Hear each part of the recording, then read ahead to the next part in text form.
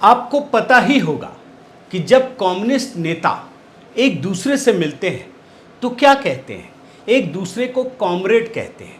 लेकिन जब पटना में विपक्षी दलों के नेता आपस में मिले तो कुछ इसी तरह का फैसला कर लिया, और जो सामने आई खबर उसमें पता चला कि अब इस गठबंधन का नाम बदलकर पैट्रियोटिक डेमोक्रेटिक अलायंस करेंगे, यानी यूपीए के बदले पीडीए।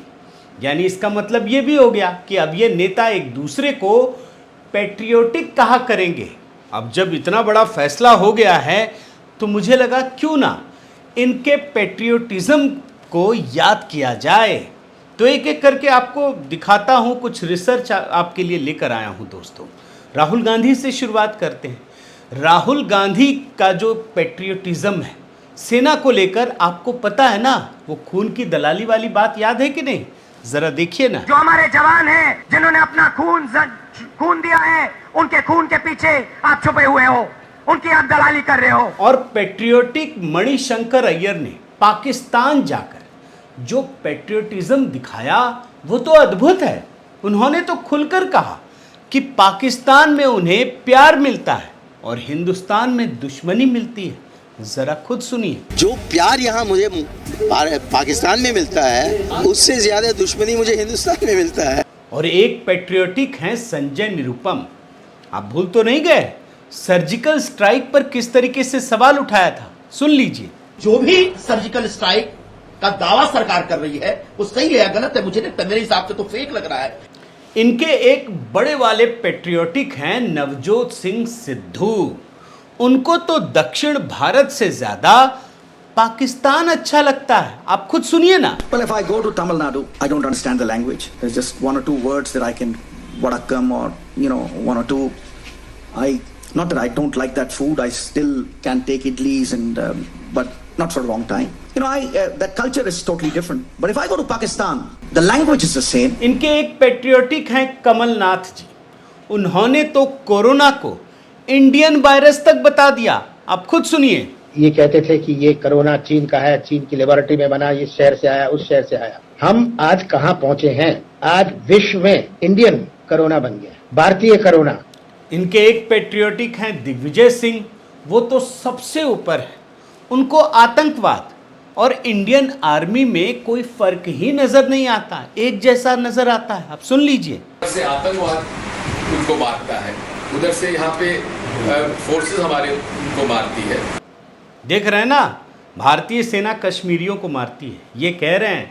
वैसे पैट्रियोटिक दिग्विजय सिंह जी को 26/11 हमले का जो मास्टरमाइंड है हाफिज सईद, उनमें सम्मान नजर आता है। सुना ही होगा आपने, एक बार फिर भी याद दिलाता हूँ। हाफिज सईद साहब, हाफिज सईद साहब, हाफिज सईद साहब, हाफिज सईद साहब। अब जब सवाल है दोस्तों कि कांग्रेस वाले ऐसे पैट्रियोटिक होंगे तो उनके साथ बैठकर फारूक अब्दुल्ला साहब भी तो सर्जिकल स्ट्राइक पर सवाल उठाएंगे। टोटल इलेक्शन के लिए ये सर्जिकल स्ट्राइक तो की गई थी। और पैट्रियोटिक ममता बनर्जी भला कैसे चुप रहेंगी, वो भी याद करिए।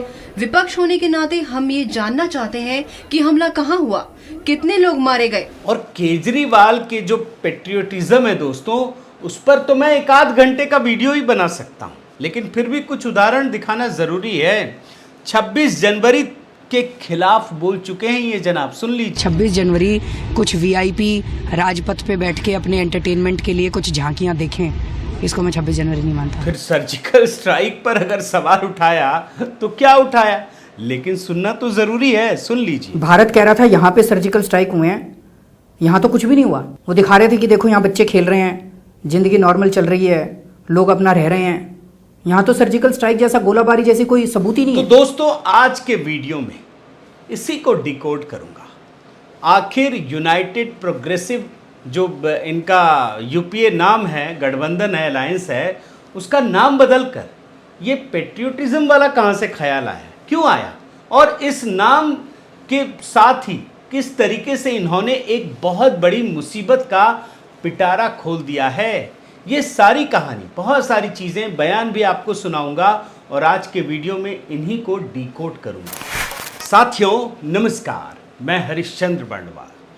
23 जून को जब पटना में विपक्षी दलों की बैठक हुई थी, तब सभी दलों के नेताओं ने, अरविंद केजरीवाल ने तो बहिष्कार कर दिया था, लेकिन बाकी दल के नेताओं ने प्रेस कॉन्फ्रेंस में बयान भी दिया था, लंबा चौड़ा बयान दिया था, और उसमें ममता बनर्जी ने भी दिया था। लेकिन एक बयान पर मेरी नज़र अटक गई और वो बयान मैंने आपको सुनाया था। लेकिन आज जब ये खबर सामने आई है कि यूपीए का नाम बदलकर पीडीए किया जाना है और लगभग सहमति भी बन गई है, तब जाकर इस बयान का मतलब समझ में आ रहा है। और ये बयान मैं आपको भी सुनाना चाहता हूँ, आप सुनिए, फिर आपको बहुत सारी चीजें क्लियर हो जाएंगी। सुन लीजिए। हमको अपोजिशन मत बोलो, हम लोग भी देश का सिटीजन है, हम लोग भी पेट्रियोटिक है, हम भी देशप्रेमिक है, हम भी भारत माता कहते हैं। सुन रहे हैं ना, अपोजिशन मत बोलो, सिटीजन, पेट्रियोटिक, देश प्रेमी और भारत माता। अब ये जानना तो जरूरी है दोस्तों कि आखिर प्रधानमंत्री मोदी का विरोध करने वाली ये जो पार्टियां हैं, यूपीए गठबंधन के ये जो नेता हैं, आखिर अपना नाम बदलना क्यों चाहते हैं और ऐसा क्यों कर रहे हैं। लेकिन सबसे पहले ये बात समझ लीजिए कि कांग्रेस की अगुवाई में 2004 से ये जो गठबंधन है, यूनाइटेड प्रोग्रेसिव अलायंस, इसी नाम से चला जा रहा है। और पटना में जो ये बैठक हुई, तब से यही बात है कि यूपीए की बैठक चल रही है। लेकिन पटना के जमघट में जब सारे दल मिले, तब सीपीआई पार्टी जो बिहार की है, उसने इसका नाम बदलकर पेट्रियोटिक डेमोक्रेटिक अलायंस रखने का प्रस्ताव रखा।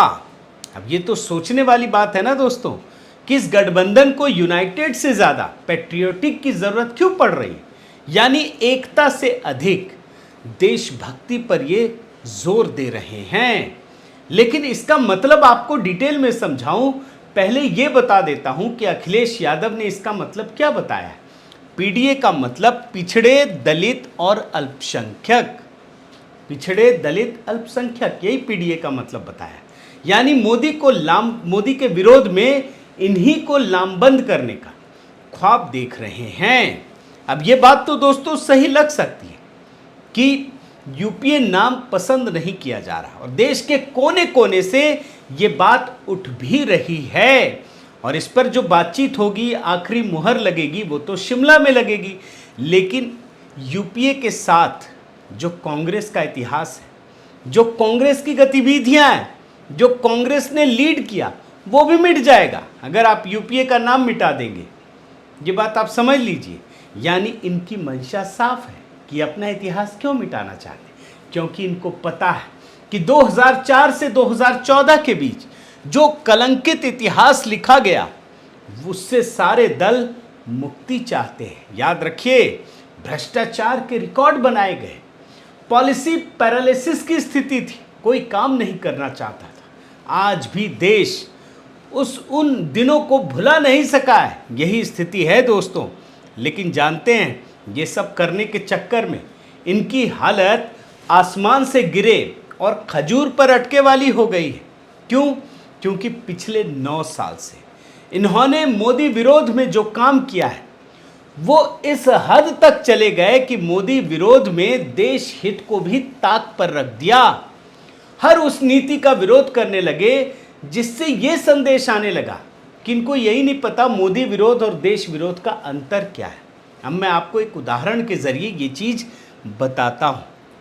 हाल ही में एक घटना हुई, बल्कि मैं कल की बात बताऊं, कल ही महिला पहलवानों ने कहा कि वे भारतीय कुश्ती संघ के पूर्व अध्यक्ष के खिलाफ कानूनी जंग लड़ेंगे। जो धरना प्रदर्शन कर रहे थे वो नहीं करेंगे। लेकिन आप याद करिए दोस्तों, किन महिला पहलवानों को जरूर उनके आरोप थे, गंभीर आरोप थे, उसका सॉल्यूशन भी कानून में ही था, लेकिन इन लोगों ने इन्हें इस हद तक भड़का दिया कि ये महिला पहलवान और बाकी पहलवान अपने मेडल को गंगा में प्रवाहित करने के लिए पहुंच गए, हरिद्वार।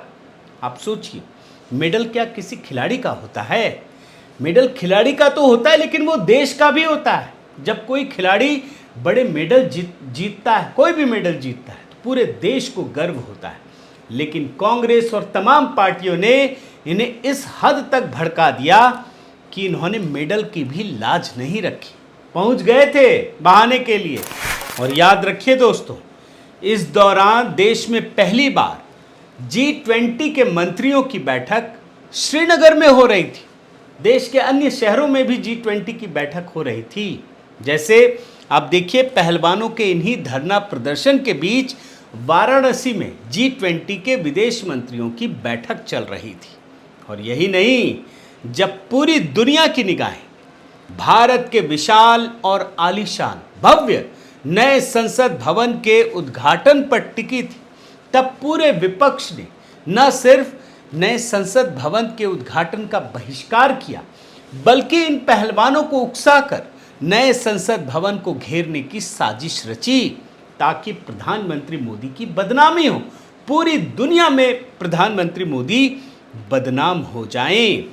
जब संसद भवन के उद्घाटन समारोह पर दाग लगाने के लिए कांग्रेस के समर्थन वाले ये पहलवान आगे बढ़े, तो राहुल गांधी ने ट्वीट करके इन पहलवानों का समर्थन किया और साथ में भारत के नए संसद भवन का अपमान भी किया।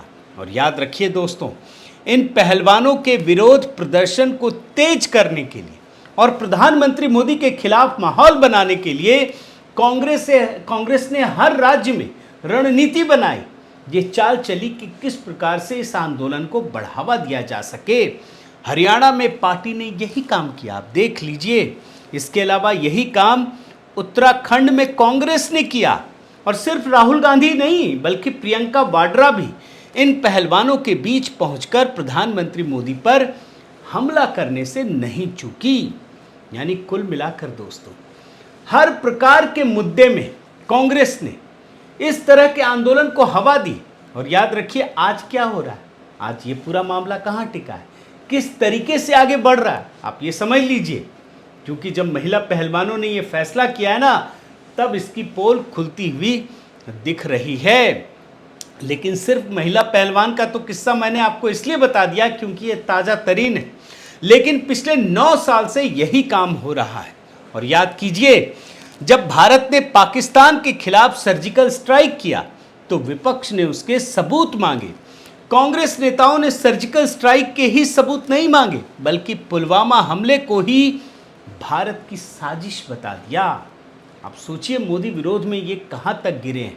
और यही काम बालाकोट एयर स्ट्राइक पर भी विपक्षी नेताओं ने किया। याद कीजिए, कोरोना की भयंकर महामारी में जब भारत के सैनिक गलवान में चीनी सैनिकों को धूल चटा रहे थे, तो राहुल गांधी ने उसी दौरान प्रधानमंत्री मोदी का विरोध करने के लिए गलवान मामले पर ही जवाब मांगने लगे। और तो और दोस्तों, राहुल गांधी की एक और अदा है, वो जहां भी जाते हैं, जब भी बोलते हैं, अगर चीन की बात बोलते हैं तो तारीफ ही करते हैं। भारत के सामने, भारत के बनिस्बत में जब बात होती है तब की बात बता रहा हूं, वो भारत को चीन के मुकाबले कमज़ोर और चीन को एक सुपर पावर बताते हैं। चीन के बेल्ट एंड रोड को बहुत अच्छी परियोजना बताते हुए नहीं थकते हैं। और राहुल गांधी भारत के खिलाफ उस समय बयान देते हैं दोस्तों, जब भारत की संसद में आर्टिकल 370 को जम्मू कश्मीर से हटाया जाता है। और आप भूले नहीं होंगे, राहुल गांधी के इसी बयान के आधार पर पाकिस्तान संयुक्त राष्ट्र संघ में भारत के खिलाफ उसे कोट करता है, राहुल गांधी के बयान को कोट करता है। आप इस बात को समझ लीजिए। और यही नहीं दोस्तों, विपक्ष एक तरफ देश हित के खिलाफ काम करता है, वहीं देश को धर्म के नाम पर बांटने के लिए, मुस्लिम आरक्षण के साथ साथ मुस्लिम तुष्टीकरण के लिए राष्ट्रवादी संगठनों पर पाबंदी लगाने की बात करता है। और आगे बढ़े तो देश हित के खिलाफ जितने भी बड़े काम हुए, मैं आपको एग्जाम्पल के तौर पर बता रहा हूँ, चाहे आप स्टैच्यू ऑफ यूनिटी ले लीजिए, सुभाष चंद्र बोस के नाम पर जितनी चीज़ें की गई, क्या कभी कांग्रेस पार्टी के लोग वहाँ पहुँचे क्या? राम मंदिर का निर्माण हो रहा है, क्या कांग्रेस पार्टी के लोगों ने इसका समर्थन किया क्या? तो कुल मिलाकर आप देखिए दोस्तों, तो हर तरह से, हर माहौल में, बल्कि श्री राम मंदिर की बात करूं तो कांग्रेस ने सुप्रीम कोर्ट में कह दिया था कि श्री राम का कोई ऐतिहासिक सबूत नहीं है। तो यही तो इनकी कहानी है दोस्तों, जो एक एक कर जब आप सिरे की तरह जोड़ते चले जाएं, तो पता चलता है कि इन्होंने मोदी विरोध में ही भारत विरोध ढूंढ लिया है। इनको यही नहीं पता चलता है कि मोदी विरोध अलग है, भारत का विरोध अलग है, सनातन संस्कृति का विरोध अलग है। इन्होंने सबको एक ही पलड़े पर तोलने का काम किया है। साथियों, प्रधानमंत्री मोदी के विरोध में पिछले 9 साल के इतिहास में आप देखिए तो कांग्रेस ही नहीं, तमाम विपक्षी दलों ने विरोध की सारी सीमाएं लांघ थी। उन्होंने इस बात की परवाह नहीं की कि इनके विरोध का दायरा सिर्फ प्रधानमंत्री मोदी तक नहीं है, बल्कि आपने देखा होगा दोस्तों कि ये स्वच्छ भारत का विरोध करने लगे, ये मेक इन इंडिया का विरोध करने लगे और इस हद तक चले गए कि इनको भी ये एहसास होने लगा कि इनके जो बयान हैं वो तो देश हित को नुकसान पहुंचा रहे हैं। अब जो देशद्रोह वाली बात उठती है, कई नेताओं के बयान आपने सुने होंगे कि मैं मोदी का विरोध करता हूं तो बोलते हैं देशद्रोही हो। भैया आपके बयान ही तो काफ़ी है ना लोगों को समझने के लिए। लेकिन आज जब इनको ये बात समझ में आ गई है तो ये अपना चोला बदलना चाहते हैं, ये नाम बदलना चाहते हैं। लेकिन सवाल ये है कि सिर्फ नाम बदलने से जो अंदर की सोच है क्या वो भी बदल जाएगी? अगर वो नहीं बदलती है तो यकीन मानिए नाम चाहे आप कुछ भी कर लें, कोई फ़र्क नहीं पड़ने वाला है। बहुत बहुत धन्यवाद। आपसे निवेदन है साथियों कि आप मेरे इस चैनल को ज़रूर सब्सक्राइब कीजिए, लाइक कीजिए, शेयर कीजिए, कमेंट कीजिए और इस बेल आइकन को प्रेस करना मत भूलिएगा। नमस्कार।